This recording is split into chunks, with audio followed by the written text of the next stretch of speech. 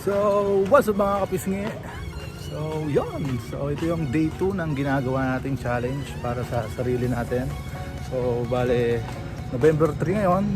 Pero ito yung day 2 ng ginagawa natin. So, punta ngayon tayo ng dorm para doon tayo magbubuhat. Bale, ang gagawin natin ngayon is compounding workout. So, means, i-workout natin yung buong katawan natin. Parang full body workout. Yeah, meron tayong chest workout, shoulder workout, squat workout, and deadlift. So yun yung mga gagawin natin. Pero syempre ano lang tayo, light, moderate ang pagbubuhat. Kasi nga galing tayo ng trabaho and baka ma-overfatigue tayo. Kasi pagod din tayo sa trabaho. So sinasamahan lang natin ng goal, konting pitik-pitik para sa sarili natin.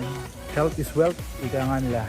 So napakalaga ng katawan natin, kalusugan natin, kailangan natin na magpalakas. So yeah, ito yung challenge ko sa November and gagawin siya ngayon. Yeah, let's go baby! Dito tayo sa 5th floor ng dorm namin, tayo magbubuhat. So may mga gamit kami diyan pang buhat. So bali dito tayo magbubuhat.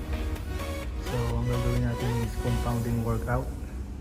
So chest workout, shoulder workout, then deadlift and squat. So yun lang, and abs workout. So yeah, let's go motherfucker.